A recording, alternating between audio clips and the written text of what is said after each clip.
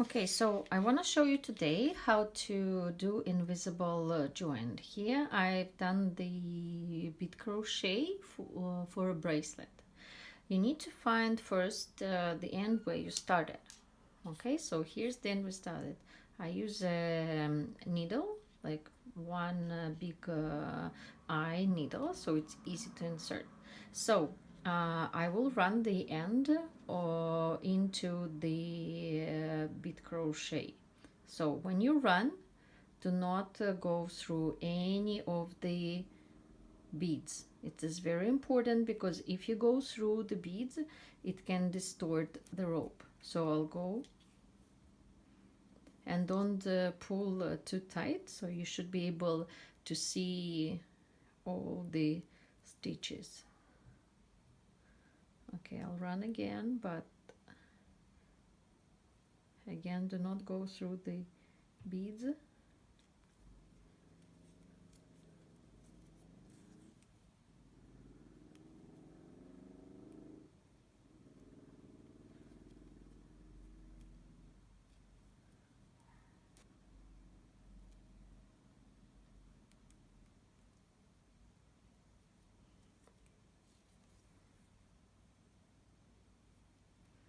Okay, so I pull a little bit so I make sure it's not distorted. Okay, and I cut it. Okay, so I don't need it. So from the other end, what is important, you have to leave some amount like 10-12 inches of thread, so you will be working with it later. So at the other end, I want to show you, you need to identify the last bead you crocheted into. That's why I undid my last bead, so it's easier to find that last bead. So here's the last bead. So over here, it's like light blue, and I'm crocheting with, I'm making a slip, the last slip stitch. Okay, so, and I yarn over and I pull through, and that's my last one. Okay, so, and I pull the thread completely. Okay, so here's the thread. So I will use the same needle because it's easy to insert the thread into it. Okay, so what you need to do now is to insert the thread back into the work. I don't go too far. Again, you do not go through any of the beads. Okay, I go inside. Okay, don't pull too tight, so you should be able to see the beads. So the last row, the beads are standing up, and the rows before, the beads are in a donut position. Okay, and then what I need to do again, because I ran my thread through the beads, through the rope, not through the beads, and I need to run it back. And again, making sure I don't run it through any of the beads, except this time when I run it through, I need to run it through the last bead I crocheted into. And so here's my bead that is standing up, and right underneath it there's the last bead I crocheted into, and I will run my work through it. Okay, so you will see the bead, the last bead I crocheted is over here, right on the left from the last bead I crocheted into, and I pull it. If you see the thread too much, I would redo it. So at first it takes a little bit of a practice. Okay, so here you go. See, we need to push the beads a little bit. Okay, so now I'm holding the beads because I did a pattern. So you have to make sure when you connect a rope where there is a pattern, you have to make sure that you completely completed all the pattern. So when you put the beads together, two ends together, there is a pattern still going on, and it's not broken or anything. So okay, so I'm holding the part where I finished like this.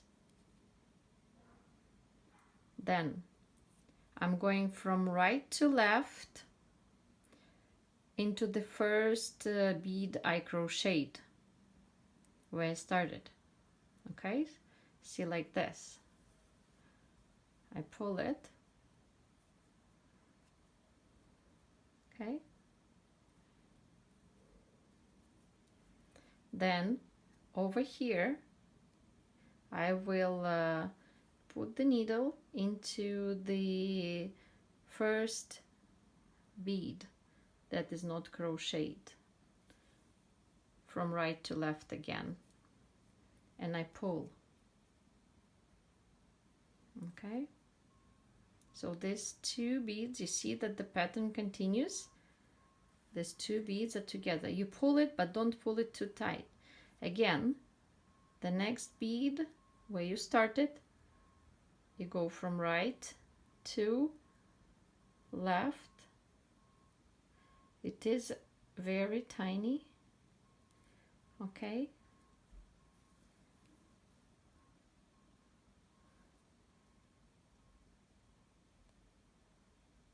Okay. Next bead where they are in a standing position, from right to left. Once you do it, the bead goes into the donut position. I pull again. Okay, you keep twisting. Again, going into the next bead from right to left where you started. In my case, I recommend starting with the rope that has like this 6 beads and 3 different colors, so you know where to go. Go from right to left, then in the top part, again from right to left, and the bead is going again from the standing position into the donut position, right, left, and you keep pulling, but not too tight. Again, next 4th bead where you started. It's a little bit from right to left, sorry. Pull. Again, the same bead on the top, that is in a standing position, from right to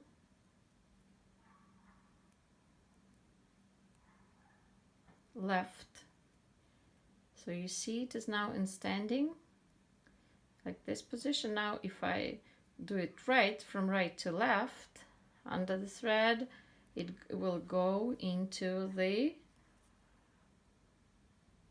okay, here you go, it is in the donut position. And I have 2 more beads left.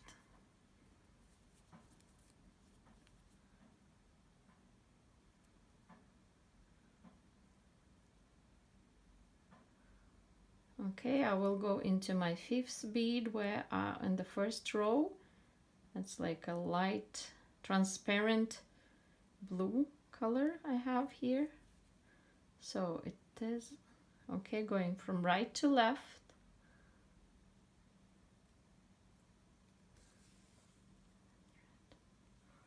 And again, the same bead on the top, the same color bead, again from the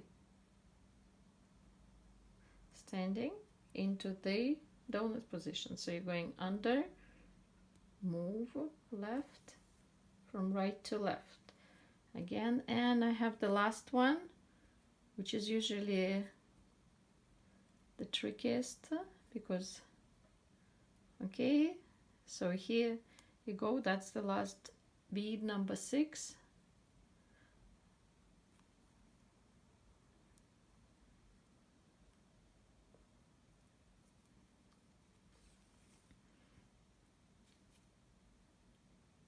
Okay, I'm back again. So I decided I'm gonna cut this thread, which was too long.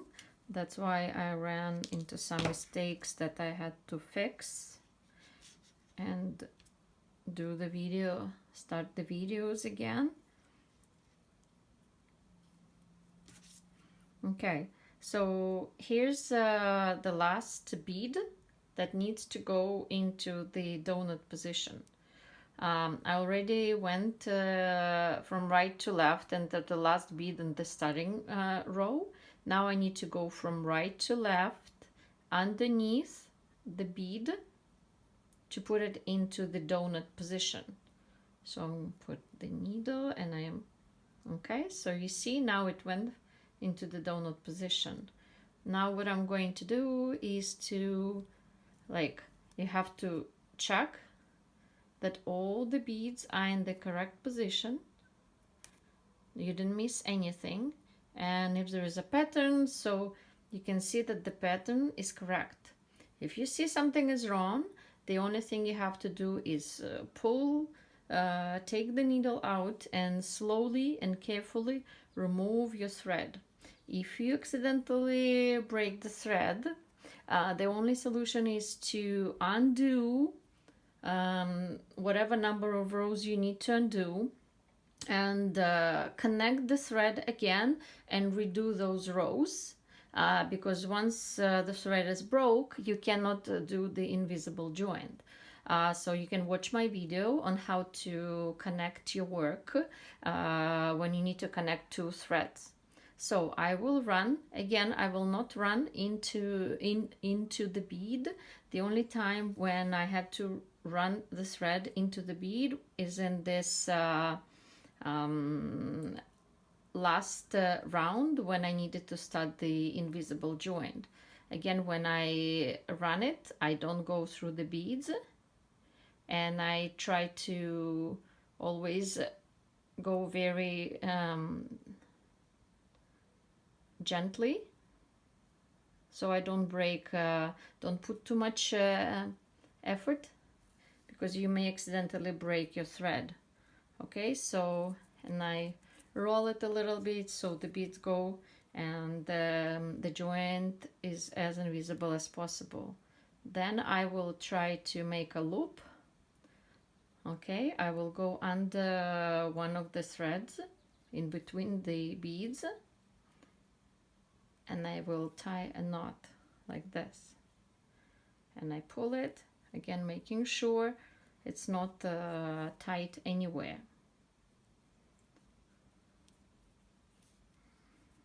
Okay, and you run.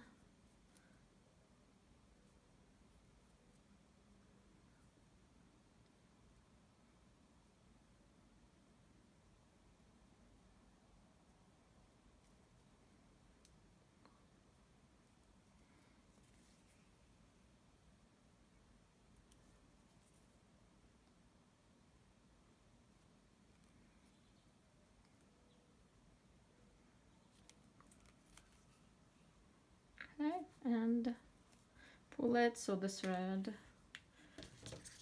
pull this thread a little bit and cut it, and then you,